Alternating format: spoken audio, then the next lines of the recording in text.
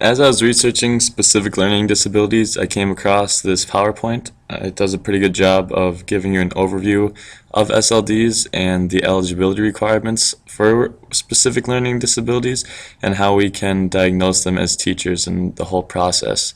But a quick rant on what I'm using here. This is called Screencast-O-Matic. For those who don't know what it is, it's an awesome program. It's free. You can download it on your computer, and it captures your screen and it can record your voice, and you can just navigate around on any website that you're looking at and turn it into a video and post on YouTube or something, and give it to your kids in your classroom. So it's an awesome tool that teachers can be using, and we really like it. So here are the criteria for a specific learning disability. In order for a student to be diagnosed with this, they must meet each of the three criteria: insufficient progress and inadequate classroom achievement, and exclusionary factors must not be the primary reason for the inadequate classroom achievement and insufficient progress. All three of these criteria are equally weighted, and the data is collected from systematic observations as well as formal and informal assessment. This is a graphic representation of the three criteria in Wisconsin's SLD rule. The graphic is intended to illustrate how the three equally weighted criteria must be met before a student can be considered to have an impairment of an SLD. Instead of being a standalone criterion, exclusionary factors serve as a lens through which the other two criteria are considered. What this means is, before determining a student has an SLD, an IEP team must determine if a student's inadequate classroom achievement and/or insufficient progress are caused primarily by one of the exclusionary factors. If so, it can't find that the student has an SLD. Now we're going to look at each of the criteria individually, and we'll start with exclusionary factors. The exclusionary factors listed in the SLD rule are environmental or economic disadvantage or cultural factors, lack of appropriate instruction in reading, math, or any other areas of SLD, and limited English proficiency, as well as other impairments. So basically what the rule says is that if one of these exclusionary factors is the cause for a student's insufficient progress or inadequate classroom achievement, then they cannot identify the student to have an SLD. Here are some potential exclusionary factors. So mobility. Has the student moved frequently and faced significant disruptions to their learning or the consistency of their school experience? Attendance. Has the student been excessively absent such that it has impacted his or her ability to learn the curriculum? How does the student learn when they are present? Do they catch on reasonably quickly, or do they continue to struggle with new information? Family change. Has there been a recent family event or sudden change that could impact the student's learning and achievement and be the primary reason for the student to be insufficient or have inadequate achievement? And finally, trauma. Has the student experienced a recent trauma that could be the primary reason for failure to adequately achieve? And just to clarify, the fact that a student may have experienced one or more of these factors does not automatically exclude them from SLD eligibility. The IEP team must determine whether these events are the primary cause of a student's academic achievement difficulties. And now we'll move on to second criteria, and that is insufficient progress.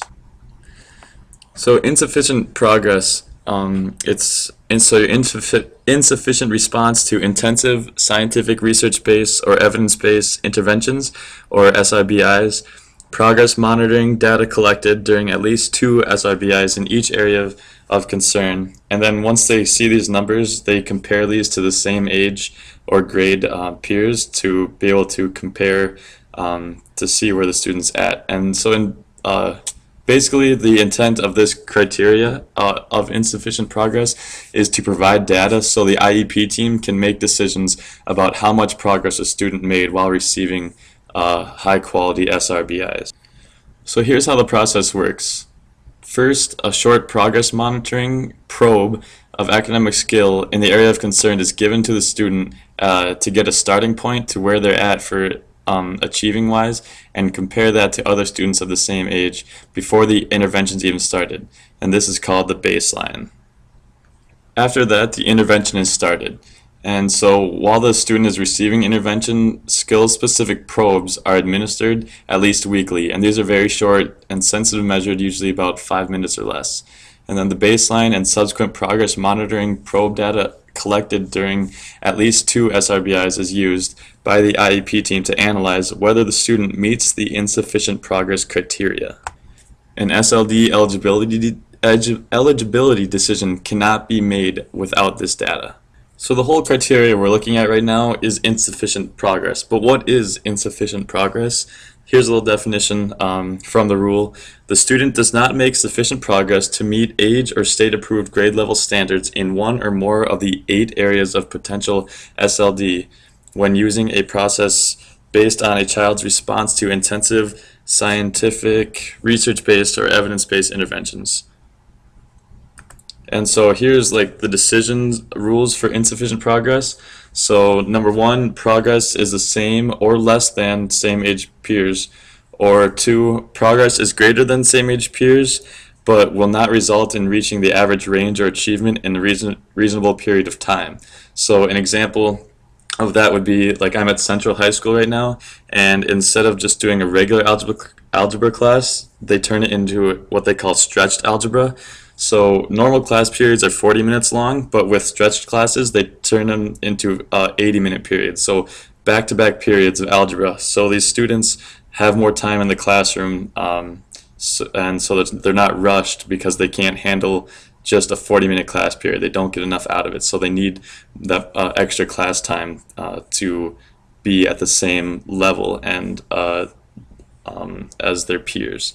And then finally, number 3, progress is greater than same age peers, but the intensity of resources necessary to obtain this rate of progress cannot be maintained in general education. So i.e. they need an aid or they need special help outside of the classroom that isn't really realistic unless they're in special education classrooms. Here's an example of what data might look like when IEP teams put all this information together. So you can see this purple line is the normative data line, and then down here is the student data, and clearly they're performing below their peers, and so showing that they have insufficient progress. And finally, we're going to look at inadequate classroom achievement. This is the 3rd criteria when identifying SLDs.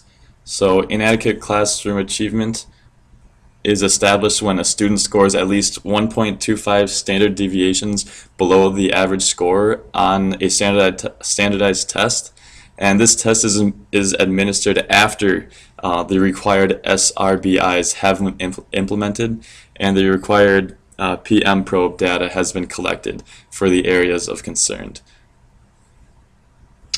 So for all my stats people out there, here is what it would look like when looking at data for students' scores. This is a normal curve, and you can see this dotted line is the 1.25 standard deviation cut.